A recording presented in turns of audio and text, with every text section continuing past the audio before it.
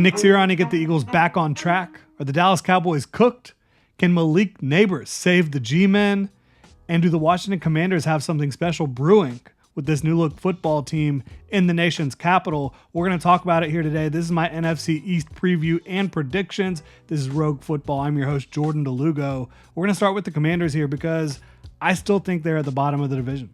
I still think they're the worst team in the NFC East, and I'm not sold on their vision. There's some other teams going in new directions this year that I feel better about than I do the Commanders right now. I like Jaden Daniels a lot. I really do.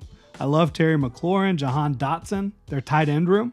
You know, they got the rookie and the vet in that tight end room to help Jaden Daniels out. I don't like their play at tackle. I don't like the plan there. I'm concerned with the offensive line as a whole. I also don't like the hire at OC. Yes, Cliff Kingsbury has worked with mobile quarterbacks in the past.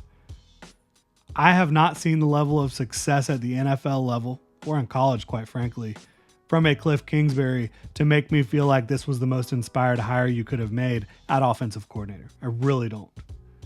I mean, looking at their DT group, holy crap, it's amazing. You have John Allen, Daron Payne. You drop in Johnny Newton, who I know is dealing with the foot situation.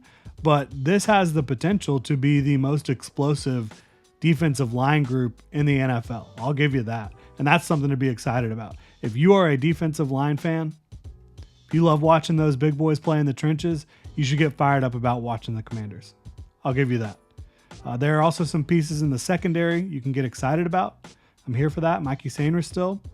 A big time get in the draft. You know, I think Dan Quinn as a head coach here is going to have a positive culture.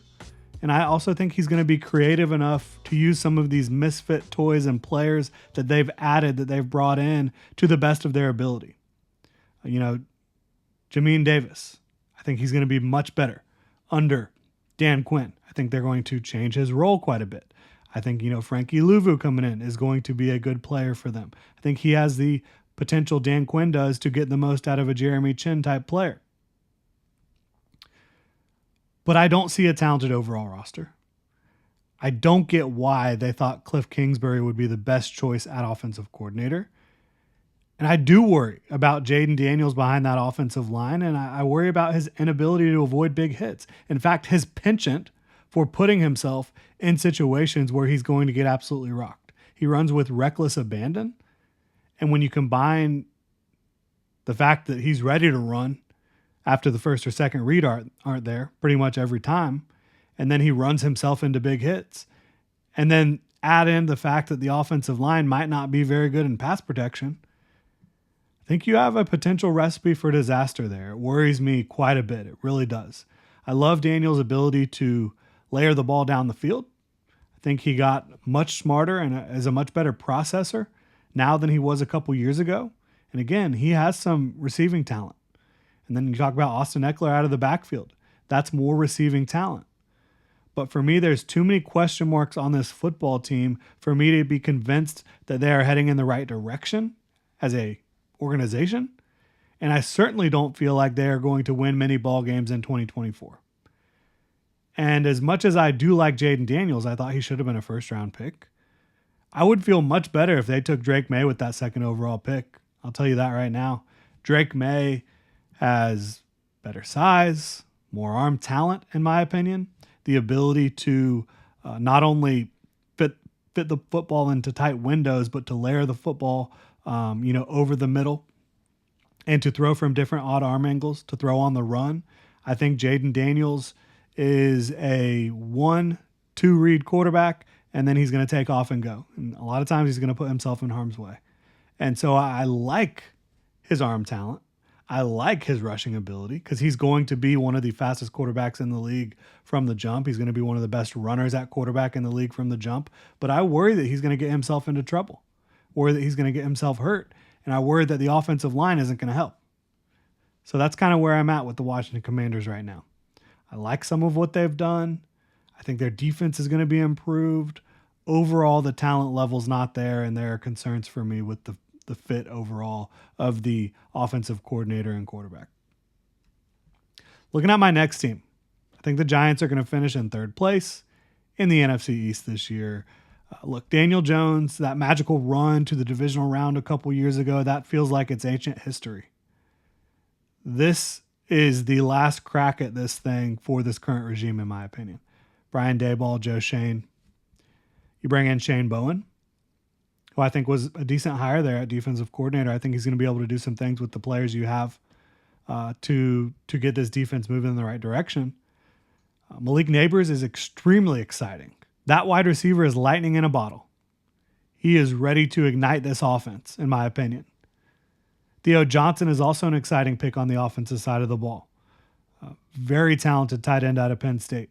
I love on defense, Tyler Nubin, Drew Phillips. Those were good picks to upgrade the secondary. You lost Xavier McKinney. I think you got players to come in and help out on that side of the ball. The Brian Burns addition, I love that. Brian Burns is a fantastic edge rusher. You still got Dexter Lawrence in the middle, one of the best defensive tackles in the NFL, bar none. Maybe the best in terms of being able to be a true dominant nose tackle, but also give you pass rush juice in a big, big way. Jordan Phillips comes in from Buffalo to help out as well. You've got Kayvon Thibodeau looking to make that leap with more consistency this year. Hopefully Azeez Ojulari can have a better season than what you've seen from him lately. Bobby Okereke at linebacker, I think he is a really good football player. I'm excited for year 2 of Deonte Banks. I was a big fan of him coming out of Maryland. Jason Pinnock is a really good player at safety. The OL, it looks okay. Andrew Thomas is awesome when healthy. Evan Neal, he needs to pop this year in a big way. John Michael Schmitz needs to play better in year 2. To me, despite not having above average quarterback play, that's what I expect. Below average quarterback play from Daniel Jones.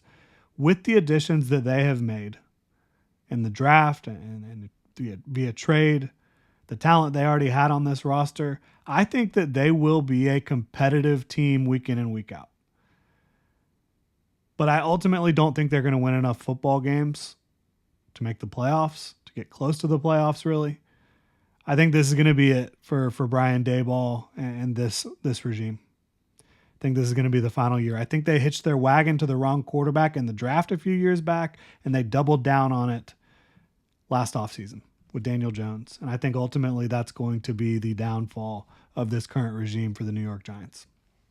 Because there's a lot to work with elsewhere. I know Daniel Jones is tough. I know he's had moments. I know he's a good runner. I don't see it. I don't see it happening for the Giants this year. But again, I think they're going to be like a frustratingly competitive team for their fans to watch. Because they're going to be in a lot of football games. I think they're going to be tough. But I think they're going to fall short more often than not. Now, in second place in the NFC East, I have the Dallas Cowboys. I think this is still a very competitive regular season team. I think the passing game combination of Dak Prescott, CeeDee Lamb, Brandon Cooks, Jake Ferguson, that is a really nice group to get excited about in the passing game.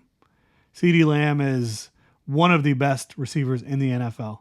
Dak Prescott, to me, not in the franchise elevator tier at quarterback, but just on the outside looking in, a guy who you can win because of in the right situation. Brandon Cooks, I think they started figuring out how to use him a little bit better last year. Jake Ferguson, a very good young tight end. But CeeDee Lamb's looking for a new deal. Dak Prescott doesn't have long-term stability. I don't like the way they're handling their business. They don't feel like a forward-thinking organization right now. Now, the interior of the offensive line, to me, when you're talking about protecting Dak Prescott, clearing some lanes for Zeke Elliott, who's back in Dallas, and Rico Dowdle, the interior of the offensive line looks really good to me. I love what they have at guard, two incredibly talented players, a Hall of Famer and a really good young player. And then at center, I think Cooper Beebe's going to win that job pretty quickly. But I have questions at tackle. Terrence Steele was coming off the ACL last year, did not play well. Tyler Guyton, very talented football player.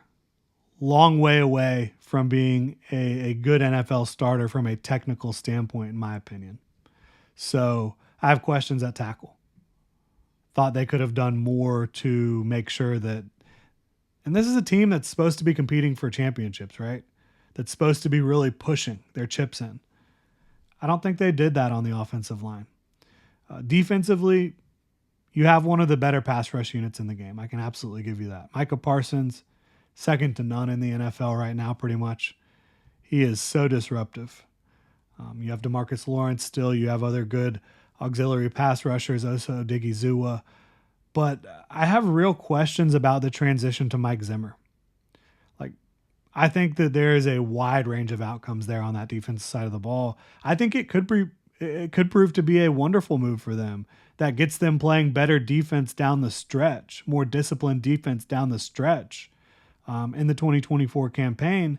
I also think it could blow up in their face. He is such a different person, a different leader, a different communicator than a Dan Quinn.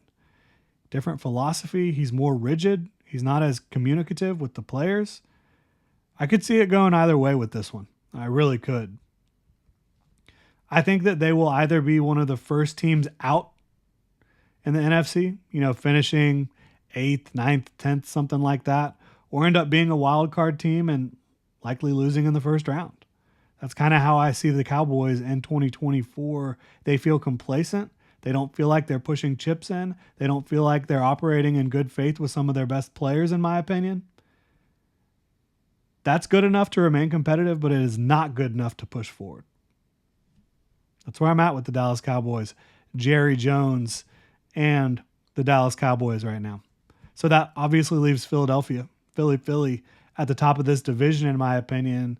But I'll tell you what, I do not like the way Nick Sirianni handles himself publicly. I just don't. He comes off arrogant, but even worse than the way he comes off as a leader of an organization, I question what he really does as a head coach. Like, he lost his two handpicked guys last year, offensive coordinator and defensive coordinator, after the Super Bowl run, and they fell flat down the stretch, bottom line. And they struggled on both sides of the ball. I think Howie Roseman, who has done an incredible job with this roster, and the new offensive coordinator and new defensive coordinator choices are going to be why they win the NFC East. I think Vic Fangio and Kellen Moore are professionals at what they do. Fangio has been one of the best in the game for a long time. Kellen Moore, not an elite offensive coordinator, but he's good enough to where I think that they will get enough out of the talent that Howie Roseman has amassed on both sides of the ball and win this division. Like, offensive skill talent, they're as good as anyone. A.J. Brown, Devontae Smith, Dallas Goedert, Saquon Barkley comes in, Jalen Hurts, hell yeah. Offensive line looks great in 4 out of 5 spots. Tyler Steen set to enter the offensive starting lineup. We'll see how he plays this year. The defensive front, hell yeah. Jalen Carter, still can't believe they were able to land him where they did. You still have Josh Sweat. Bryce Huff comes in, Brandon Graham, Jordan Davis, Nolan Smith. I love it. I really do. Now, I'm not sold on what they have going on at linebacker, Devin White. I think Zach Bond's a good player. I just don't know how this linebacker group's going to come together.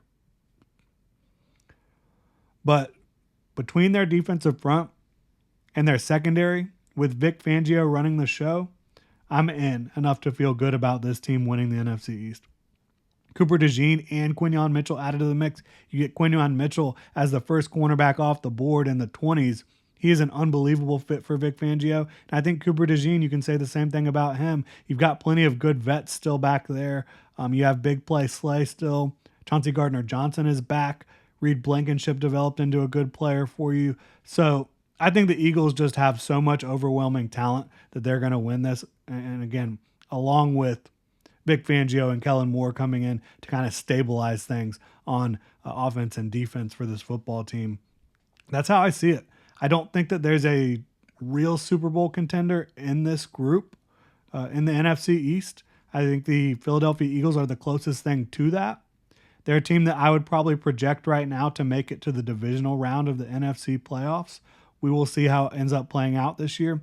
Let me know what you think in the comment section below. If you're a fan of any of these NFC East teams, let me know what you think. Drop your thoughts below. Really appreciate y'all tuning in. If you enjoy the content, please like, subscribe, hit that notification bell. Y'all have a good one.